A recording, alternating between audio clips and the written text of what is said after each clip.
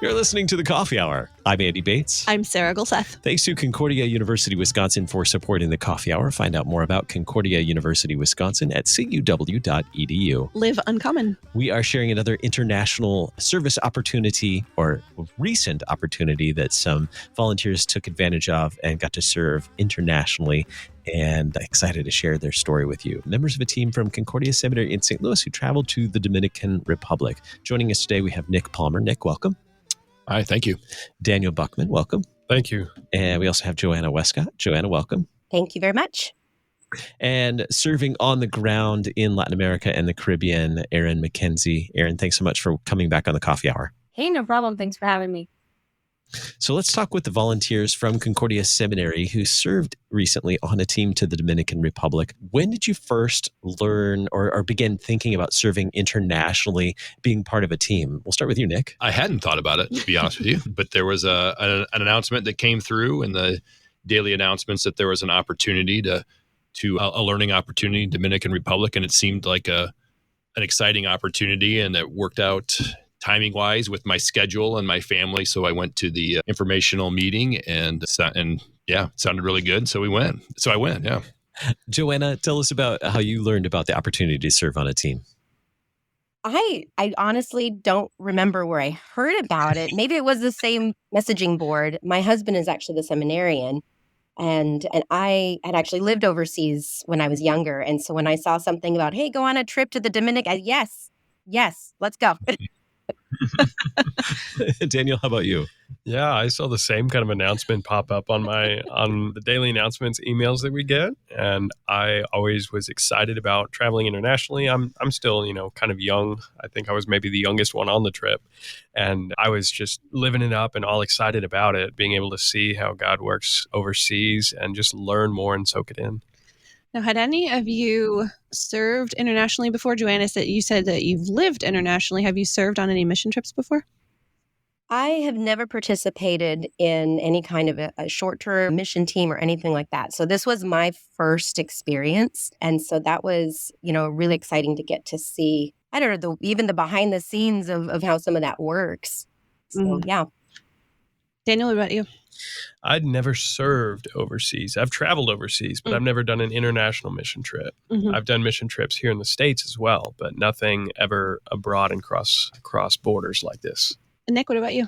Yeah, first timer as well, which was another aspect that made it very appealing to me, as I'd never been on a mission trip before. And so this opportunity came, and I was excited to do it. Yeah, and you guys all learned about this from an email, it sounds like, which is a good thing to note for people who want to get the word out about service trips. And let the seminary know we do read our daily announcements. You do read your daily announcements. This is very good. Yeah. So this trip that you guys were preparing to go on, it sounds like you were all very excited to go on this trip with this group. Did you know anything about the Dominican Republic, the culture, the people, anything before you went on this trip, Nick?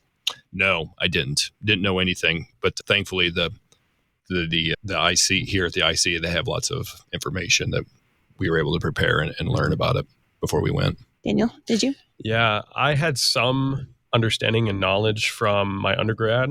So my undergrad degree from the University of Tennessee is Human Resources Management with a concentration in international business. Uh-huh. And so I got to have international business courses, learning more about different cultures, different ways to immerse yourself in culture, different ways to study and learn about it kind of quickly and to get accustomed to looking at and interacting with.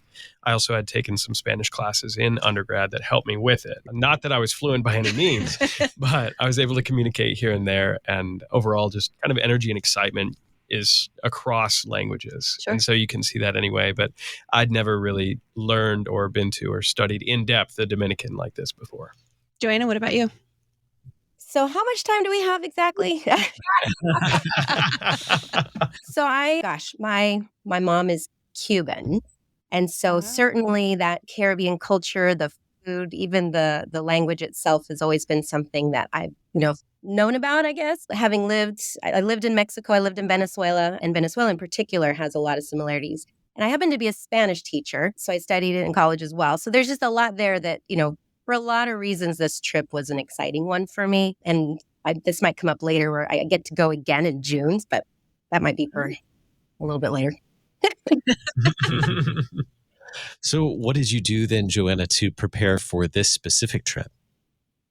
So they have a lot of resources. The International Center, they're so great about putting out stuff for us. They had these pre-devotional books that they wanted us to go through, and those were great to work together. We didn't get to do a lot of them, but we did meet and get to participate through those, and that was just nice to see. We had to prepare they had us do something for the students there. They wanted like a skit or some kind of a story reading where we would come in and share a short little, almost like a Sunday school lesson.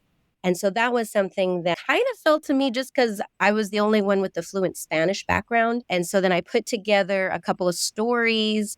But then really it was a group effort to come together and kind of come up with fun little skits to go with them. And so that really took a lot of the job preparing for. Daniel, how did you prepare for this trip?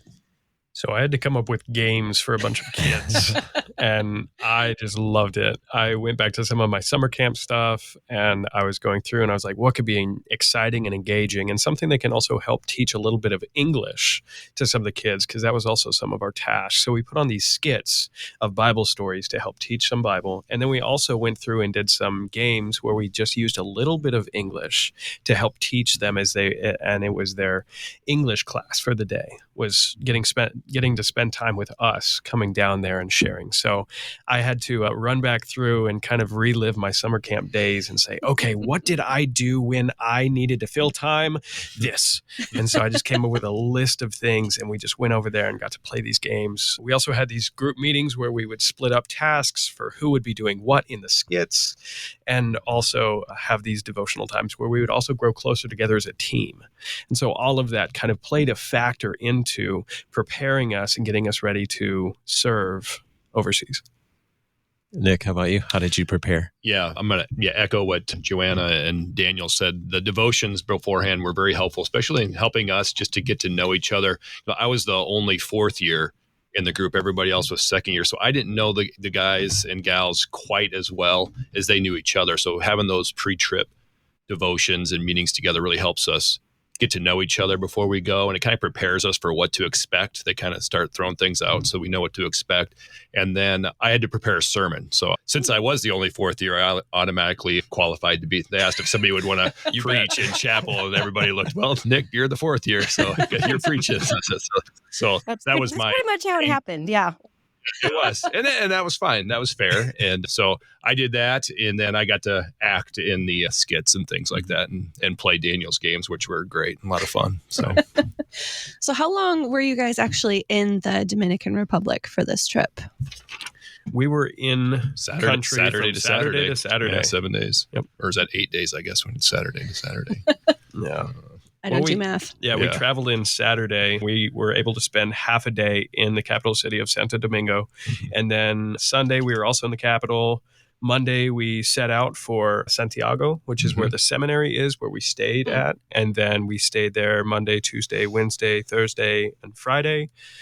And actually part of Saturday as well. We had one final skit that we did at a church. And then we headed to the airport in Santiago and headed back to the United States.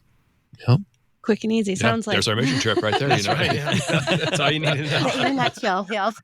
So you guys were there for a significant amount of time, being able to interact with people. Who were some of the people that you were working with on the ground? I mean, Erin, we have on. We'll talk to you in a little bit. But who were some of the other people that you were working with that you got to interact with, Nick? Yeah. So Erin was our main point of contact, and then we had a couple other missionaries too. Team Money. Yeah, Team Money, Terza, and then several pastors in the area too. We got to meet and work with the seminarians in Santiago. It was great getting to meet fellow seminarians and kind of getting to see the similarities in our formation process that we have in very different contexts, but yet very similar all at the same time. So getting to work with them, and let's see we got to meet some of the team there too. We got to sit in on a regional team meeting and kind of meet some of the team leaders there. And Joel Fritchie, the the president of the seminary there, and I can't remember who the lead guy would. Ted Cray.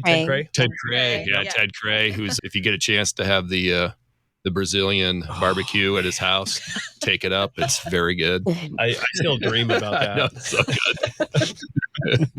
It always comes down to food. I know. Every one of these conversations. That was, I was just going to ask, since you were seminarians and from Concordia Seminary in St. Louis, and you were visiting the seminary in the Dominican Republic, and you were identifying some similarities. Mm-hmm. Did you also find a rivalry there? Did you challenge them to soccer? Any of the seminary students while you were there? No, we did play baseball. We got invited to play baseball by one of the.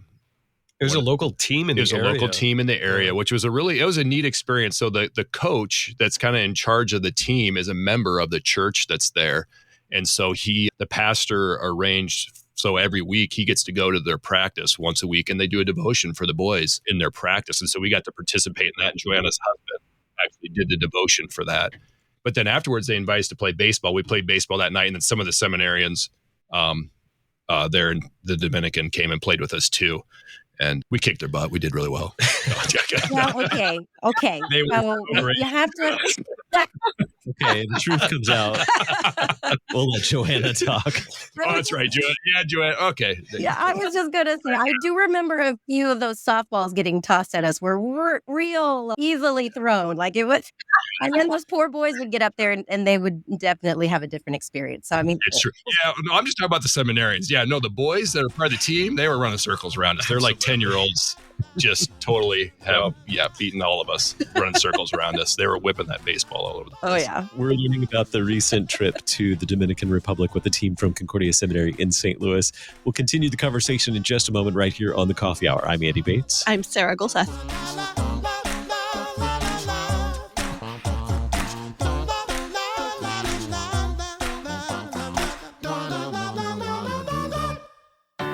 At Concordia University, Wisconsin, we believe you were created for a reason: to use your God-given gifts to help others, to live a life of self-sacrifice in a me-first world, to live a life that's uncommon. Whether you're taking one of 50-plus online programs or learning with us in person on the shores of Lake Michigan, you'll be equipped to make an uncommon impact. Learn more at cuw.edu. Concordia University, Wisconsin. Live uncommon.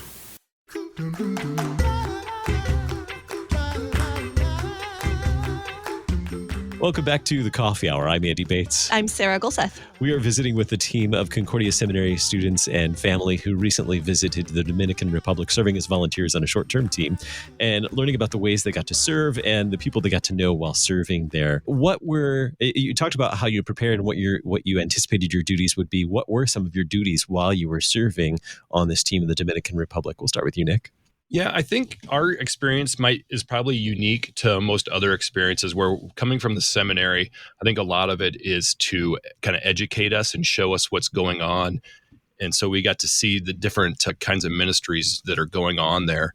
And we had to go on pastoral visits with with the pastors and just kind of see how ministry is done in a different context. And so I think that's probably a little unique.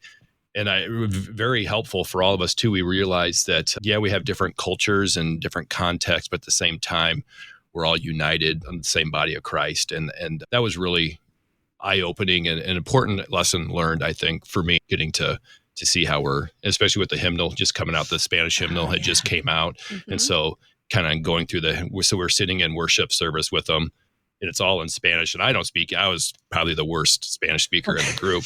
But we're doing the service through the hymnal, and I know exactly what's going on, right? Just because I'm familiar with our LSB, and so that was really, really cool, and that was neat to see. So. Joanna, how were you given to serve on this trip? Yeah, so I guess I kind of became a bit of a de facto translator. Erin was, whenever she is there, she's great. She can do all of that for you. But there are times where, in the bus with Rowdy, where he's driving the bus and telling us things. Yeah. And so, every once in a while, it'll just be like, oh, okay, this is what's going on, you guys. And so, there was that. So obviously doing the translating. And then we ended up telling a story, I don't know, how many times did we do that, guys? 5 or 6? Oh, I wrote it down. We did it. We did one. They do us 4. times. 3, 4. And We did it then- 5 times, and then we did that other one just The one ones. time. Okay, so in total it was like 6 tellings of a story, but one of them we did 5 times. It was like a repetition. Yep. And so then the job primarily was just to get up and then, let the kids know, this is what's happening. Here's the story. So I would tell the story. The guys were responsible for hamming it up, and they did a great job at that. They're good at that. And so we, the story itself was one that really took a lot. And then really it was just engaging and learning and taking that time to develop those relationships with the people. There was the deaconesses that we got to meet. There were the other spouses. So me being a spouse of a seminarian, got to meet with spouses of the seminarians there. So that was real special. We got to spend a day at the Psychosocial Rehabilitation Center. And that was a special day that we really, I think all of us enjoyed. Just getting to interact with the residents there. We played bingo, we played some softball with them, and just, really got a chance to live in their space for a few hours. Daniel, how about you? How were you given to serve in the Dominican Republic? So in serving, I got to work a lot with the kids, and I found times where we would be quote unquote, like off the clock. It was mealtime. We were over at one of the missionaries' houses or something like that. And I would always end up finding the kids. And I taught some of them the Cotton-Eyed Joe because that's just great dance. We were jumping on the trampoline over at one kid's house. We were just constantly running around and having a good, and kind of sharing that community that we have and bridging the gap, because so often, missionaries can go over and then it's sitting at their house and then the kids are like, be on your best behavior. And then everybody's just kind of talking and de-stressing. And then I find, well, I want to spend time with the kids and make it fun for them too. So I did a lot of that while we were over there. But a lot of this trip was very educational. Daniel, the kids still dance Cotton-Eyed Joe. That is fantastic. I love that. I'm also going back in August to do the VBS down there for all the missionary kids. Oh, cool. They have this big gathering in August, and I just put in my application, just had a phone interview, and I've been set to go, and I have my letter of intent going off here soon to actually be going back down there, and I'm excited for it. But a lot of this trip was very educational, like what Joanna was saying, where we got to sit and listen to what deaconesses are doing in this society and culture where it's kind of more matriarchal, to where the women kind of take charge in the household, learning at what the deaconess's role is and how important that is, sitting and learning how the seminarians are being formed in this seminary experience away from their home countries to then come here to the Dominican, learn, and then be sent back to go and be Lutheran pastors in their community. And so a lot of it was educational for us to see kind of the ministry that's going on, and then also get plugged in to where it's not like we're going over there to build houses, to build homes, to make this big change and then share the gospel that way. But for us to almost learn just as much what it means to be a missionary and what missionary life is like and what the experience is down there, to where we can then take that away and say, this is how God is working down there. We can support that and pray for them. And there is this global mission that's going on, and it is so incredible to see. Mm-hmm. Yeah, I'll echo that too. I mean, we were really there for them to teach us and kind of show us how they do things, and just so we can learn more about how the short-term mission teams work, and take that back to our future context then when we're in the ministry into the future, and how our churches can be plugged into that. So it's nice having that firsthand experience. Yeah, it sounds like this was really an immersive experience for all of you to be able to see what really happens on the ground. Mm-hmm. And the seminary in the Dominican Republic is such a wonderful place. A lot of good things happening in that whole area across the DR. So really awesome that you guys were able to do this. What is a takeaway? Something that you've learned about yourself, about working in a team like this, about international missions, something that you really stuck with you after this experience, Joanna?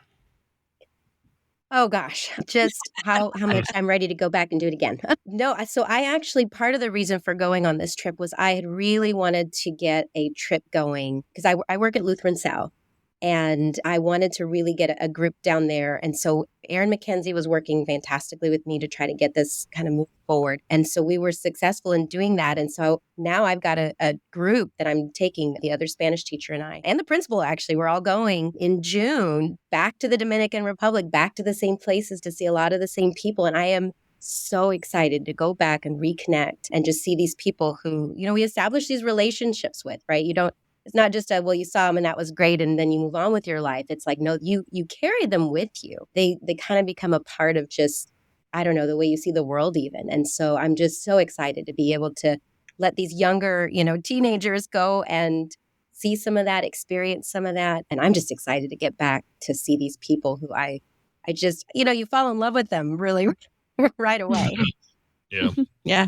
Daniel, what about you? One of my biggest takeaways was that I don't want to squander this time that I have.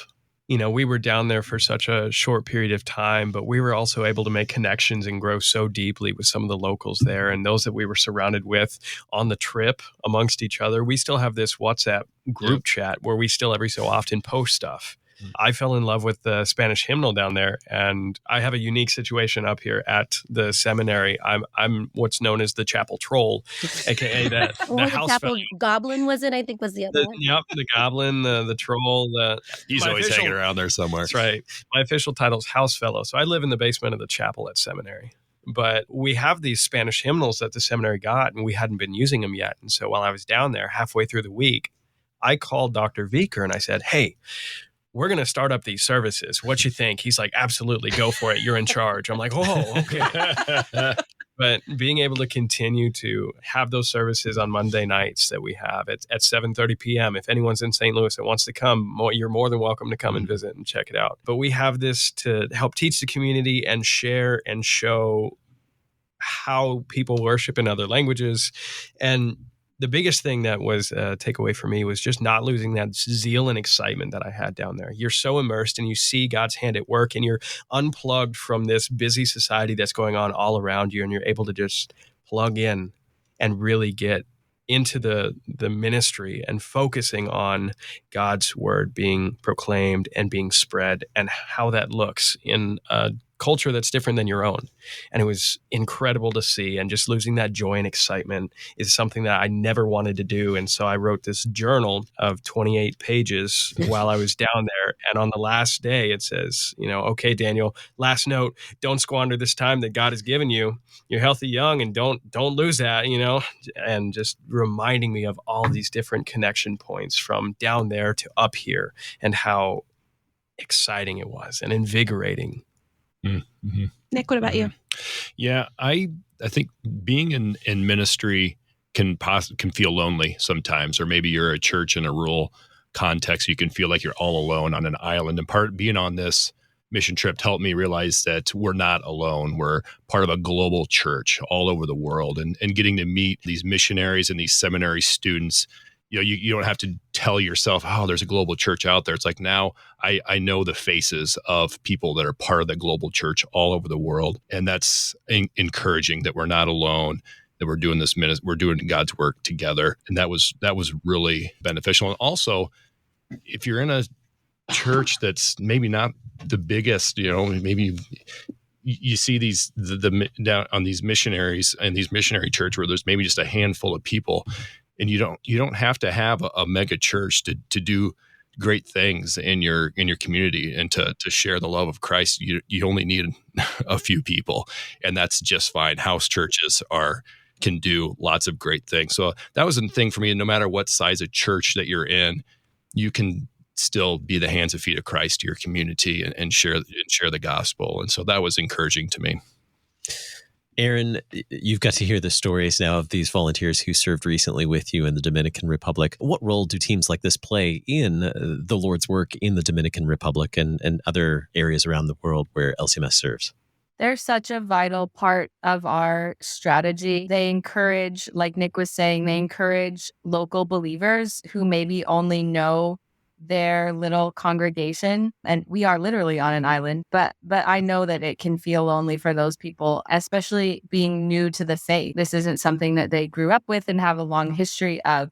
And so to see that there are people who believe the same thing as them that would come a really far way and make huge sacrifices just to sit beside them, that's super encouraging. It's encouraging for us as missionaries that people are taking note of what God is doing through us and are interested in what's happening here. I think this particular team got to interact with just about every missionary family that's here in the Dominican, and even some that are outside the Dominican virtually when they sat in on our regional team meeting.